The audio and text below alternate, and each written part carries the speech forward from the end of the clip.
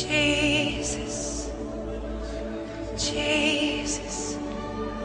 Sometimes that's all it takes, just saying his name, Jesus, Jesus. Sometimes the greatest breakthrough comes when I just speak his name. The name that causes darkness to tremble, causes darkness to tremble. I have lived that experience, and you know what I believe with all my heart? Are you ready for this?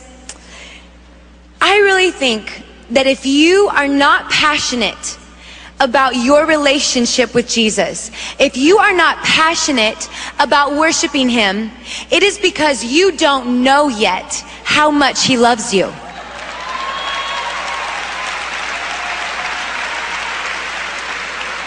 That's the truth. Because when you know, and I am not talking about I know Jesus loves me because the Bible tells me so and I learned it in Bible school. I'm not talking about that. I'm talking about I know that my Father is crazy about me. I have that revelation alive and moving and breathing inside of me. The word says that God is love. You know what that tells me? That tells me that love is something that is alive.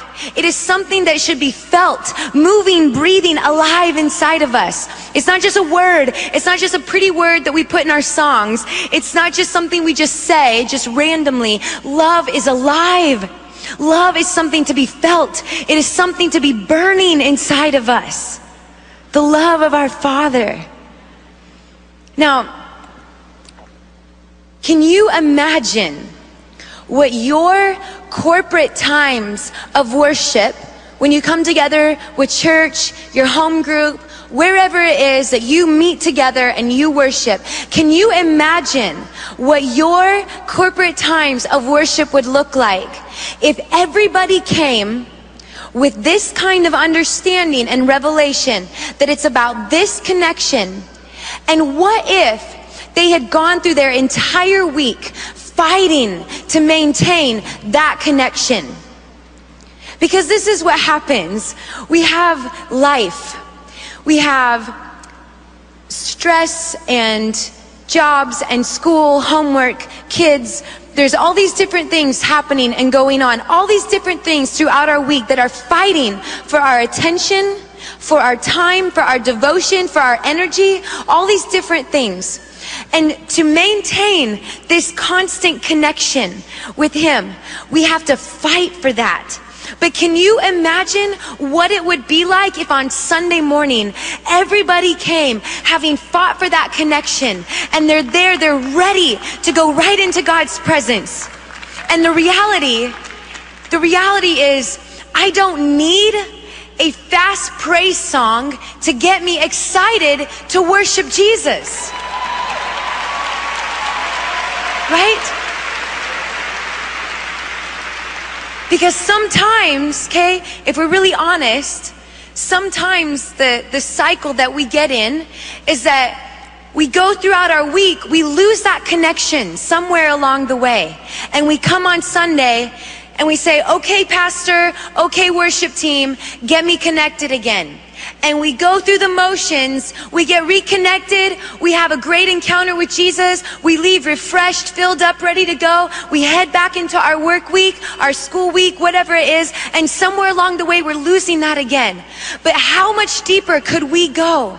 How much deeper, how much more of God's presence could we have if we had this revelation where we are so aware of his presence? This is what it means to live a life of worship, where every moment of every day, I mean, how many days do you have in your week, okay, being honest, that you don't even stop just to say, hello, Jesus, just to acknowledge him, just to acknowledge his presence? You get so busy with different things going on. I've had those days.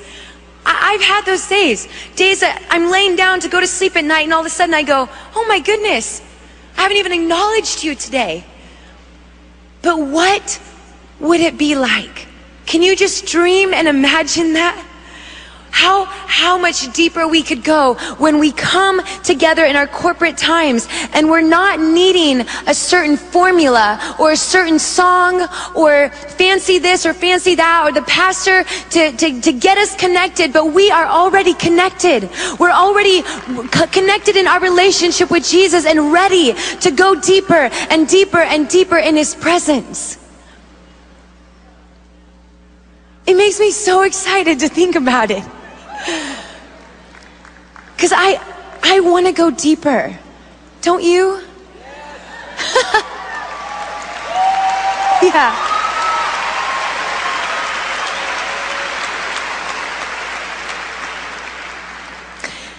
I always say that it's a fight for that connection, to maintain that connection, because it's not easy, and it's something that takes time and takes a lot of energy.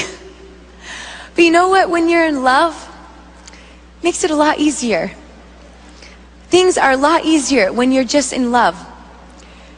You know, when I first was falling in love with my husband, there's that period of time that you're like out of your mind, where like you can't sleep and you can't eat, and all you think about is that person, and every single thing out there reminds you of that person. Does anyone know what I'm talking about? When you're in love, you're just out of your mind, and it's awesome. When you're in love with Jesus, it's so much easier to fight for this connection.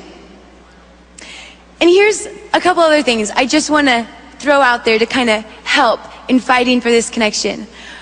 One of those is living with an unoffended heart.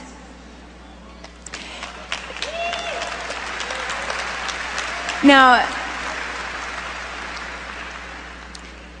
if you are like me, there's a couple different things here.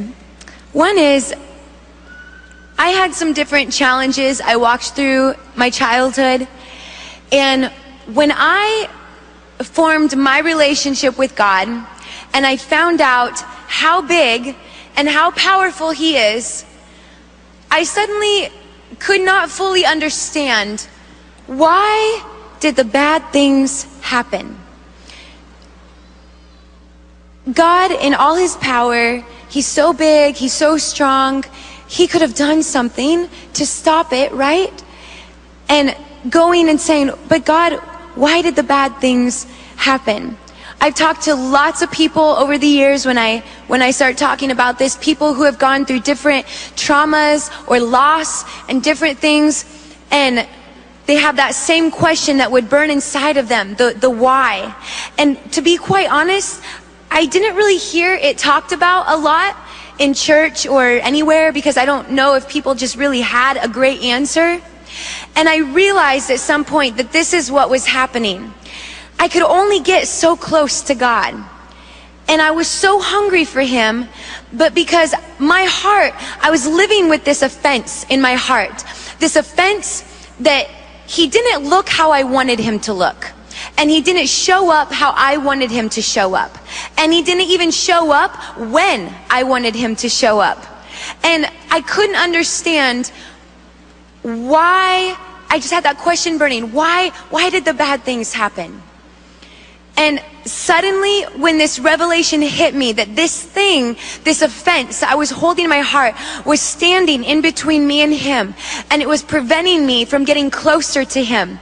It's like I hit this breaking point where I was so desperate to be closer to him and to be closer in his presence that I just hit this moment of just breaking down, and I just said, God, I want you more than I want the answers. And it took me a long time to get there.